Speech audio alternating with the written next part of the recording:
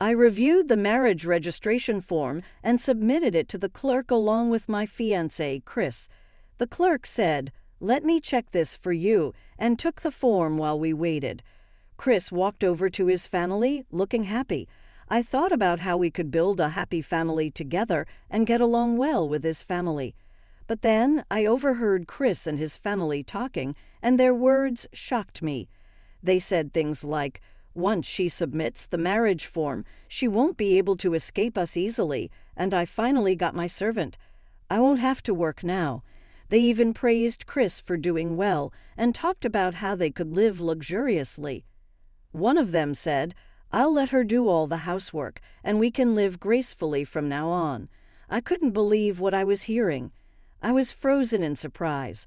The clerk, who had heard the conversation too, looked at me with wide eyes. Maybe Chris and his family were so excited that they didn't realize they were speaking so loudly. The clerk then whispered to me, "There's no problem with the form, but I'll give this back to you," and gently handed it back. I whispered, "Thank you so much," and put the form in my bag. My name is Mary, and I'm a 30-year-old office worker. I worked really hard to get into a top high school and university, and then landed a job at one of the world's most famous IT companies. I focused on doing my best at work and was promoted to section manager by the age of 30.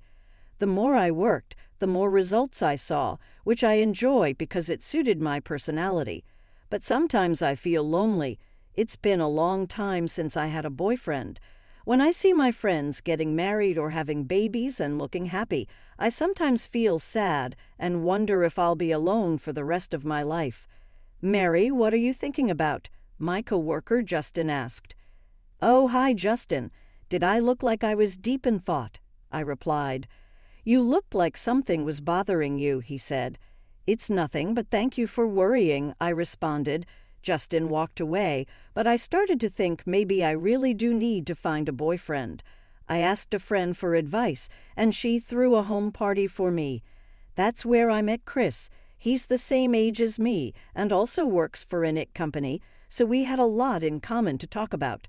We started dating, and things went smoothly as we got to know each other better and better. Chris is very family-oriented, and I got to meet his family early on.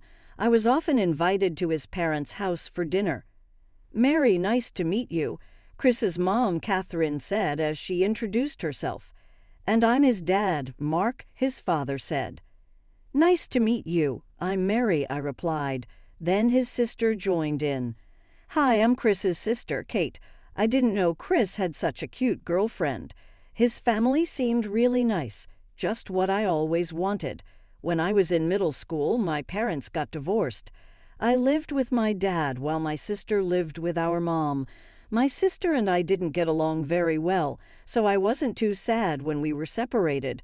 The reason for my parents' divorce was that they both loved their work and didn't want to handle the housework.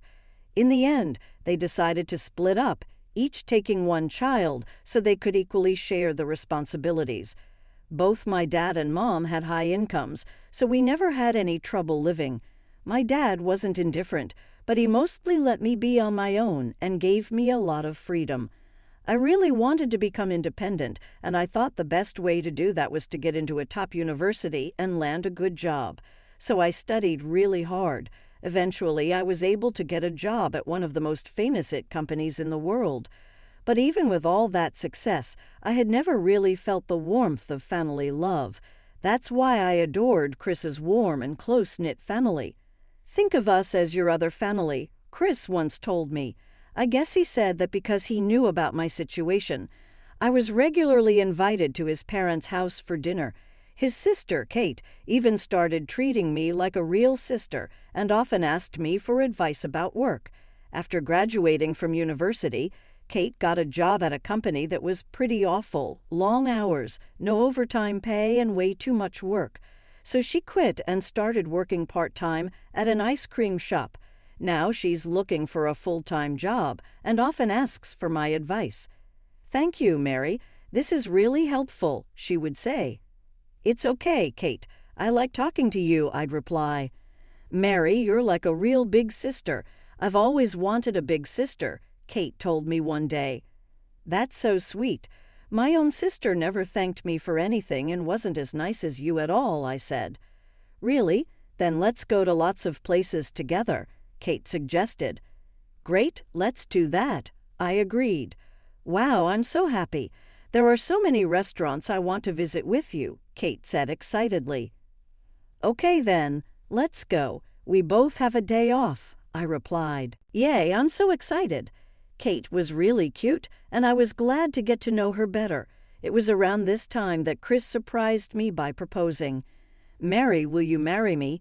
I want to build a warm family with you," he said. I was so happy when Chris proposed to me, and we immediately told his family the good news. "Oh, you're finally getting married," his mom exclaimed.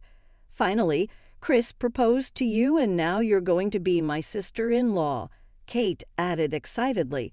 His family was thrilled and started talking about the wedding plans right away. Chris looked overjoyed too. That day we had dinner with them and then headed home. When I got back to work, everyone congratulated me. "Mary, are you getting married?" they asked. "Yes, I'm finally getting married," I replied, feeling happy and proud. "Congratulations," they all said, and I thanked them. On our next day off, we were invited to Chris's parents' house again, this time for lunch. On the way there, Chris said, "I have something important to tell you later." "Okay," I replied, curious but expecting it to be something good since Chris seemed so happy. When we arrived at his parents' house, there was a stuffed turkey on the table. "Are you celebrating something today?" I asked. Chris's mom smiled and said, "I'm just so happy thinking that Mary is going to be my daughter-in-law." She looked so sweet and shiny with joy as she said it. We opened some cold beers and enjoyed the turkey, chatting happily. After a while, Chris suddenly said, "Oh, I almost forgot to tell you something important. I'm thinking of going to the marriage registry today." "What?" I was taken aback. "Actually, I've already prepared the paperwork," Chris continued. I was surprised. Sure, we were going to the marriage registry eventually, but why today? "Is today a special day?" I asked. "No, it's not like that," Chris said. "Then why are we doing it today?" I asked, still confused.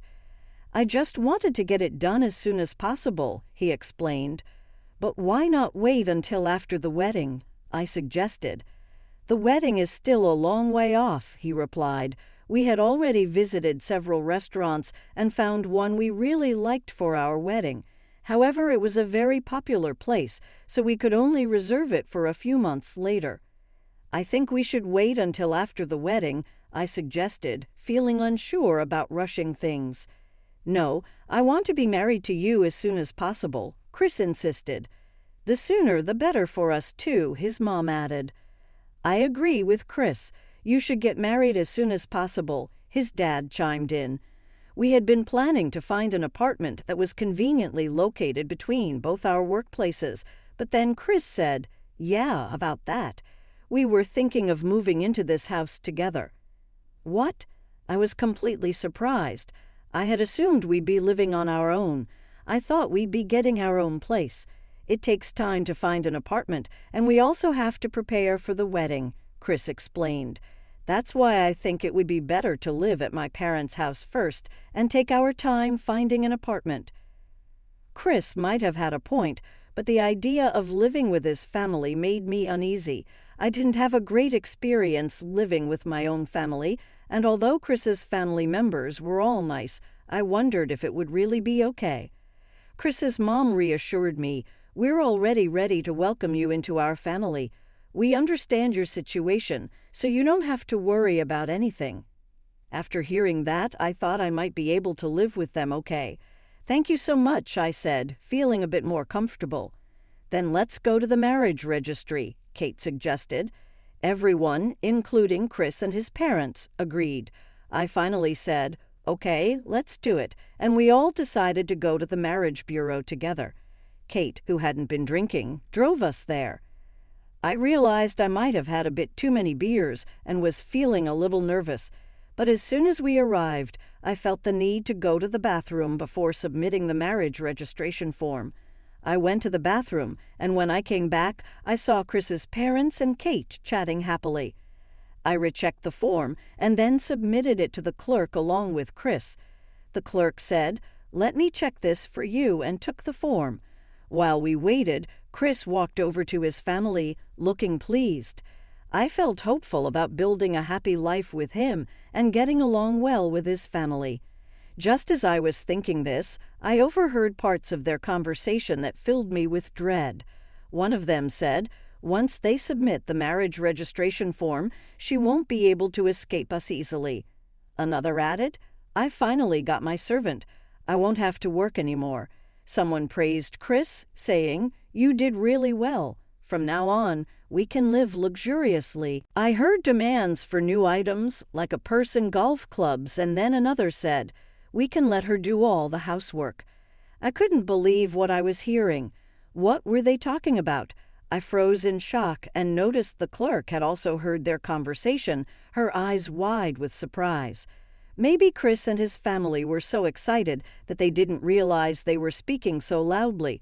The clerk looked at me and whispered, "There's no problem with the form, but I'll give this back to you." She gently handed the marriage registration form back to me. I whispered, "Thank you so much," and quickly put it in my bag. Just as I did, Chris returned. "Has it been submitted with no problems?" he asked. "Yes," I lied and then added, "Let's go home." I followed Chris and his family to the car. They had always seemed like a warm, friendly family, but now they looked frightening. They drove me home that day, but the next morning, Chris told me that since we were married, we should start living together at his parents' house. I agreed and decided to move in, determined to find out if what I had overheard was really true. Of course, I pretended that I had canceled my apartment plans and assured Chris that I would handle everything myself. I mentioned that I would sell my belongings to a recycling company soon. With that settled, we moved into his parents' house. However, as soon as I arrived, Chris's family's attitude changed dramatically. "Mary, I manage all the finances in this house," his mother said sternly, "so you need to put your entire salary into the household account." "What?" I was shocked, but Chris nodded in agreement. "My mom will take care of it. She'll give you money for lunch and anything else you need, and she'll handle the household finances efficiently," Chris explained, as if it were no big deal. "Really?" I started, still trying to process what was happening. "That's right, so don't worry about handing over your entire salary," his mom continued. "Oh, and one more thing, you'll be responsible for all the housework." "What?" I couldn't believe what I was hearing. "Do you have a problem with that?" his mom asked sharply. "I'm working, so it's a bit much to handle all the housework on top of that," I replied, trying to reason with them. "Oh, are you such a coward that you won't even try?" she snapped back. "What?" I was stunned. "Shut your mouth and start doing the chores," Chris's dad said, giving me the scariest look I had ever seen from him. Even Kate chimed in, "I like your brown bags. Buy some for me too." Chris added, "Mary, you're now my wife and a member of this family, so you need to do everything we tell you to." At that moment, I realized this was their true nature. They had been planning to take advantage of me from the start. "I don't want to," I said firmly. "What did you just say?" Chris's mom asked, glaring at me. "I can't accept everything you just told me," I replied, standing my ground. "I won't do all the housework, and I won't give you my entire salary," I said firmly. When I said this, Chris and his family became furious. "Hey, Mary, what are you talking about? You're our daughter-in-law now. Just do what we tell you," Chris's mom said, her voice full of anger. "Your only value is to make our lives easier," added Chris's dad. "I'm not your daughter-in-law," I replied, standing my ground. "What?" Chris's mom was stunned. "Did you have that conversation at the marriage bureau?" I asked. After what I overheard, I decided not to register our marriage. Their faces turned pale. "Oh no, did you really not submit the form?" Chris's mom asked urgently. "I already threw the marriage registration form in the trash," I said. "I can't live with people who take advantage of me. Let's just break up." Chris slumped to the floor, clearly devastated. I left the house immediately. It turned out that Chris's family had already planned an overseas trip for the four of them, including booking a luxury hotel and first-class airline tickets, all based on the assumption they'd be getting my salary. Since I broke up with Chris the day before the trip, they had to pay a lot of cancellation fees.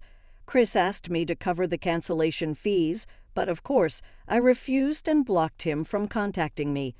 Now they're about $50,000 in debt and are all arguing with each other. It seems their only connection was money, and their relationships weren't very strong. "Mary, did you cancel the marriage?" Justin asked when I ran into him. "Oh, Justin, you heard about that already," I said. "Rumors spread fast," he noted, looking amused. "You can laugh if you want," I said. "I'm not laughing. I'm actually happy," Justin admitted, though he looked a bit embarrassed. "Why is that?" I asked. "Because it means I have a chance," he replied. A few months later, Justin asked me out and recently proposed to me. I'm so happy now. Chris and his family were only nice to me at the beginning to take advantage of me. I'm relieved I discovered their true nature before we got married. I'm curious about what happened next with Justin, but for now, I wish Mary a happy marriage this time around. Thank you for watching. Please subscribe to our channel if you enjoyed the video. See you in the next one.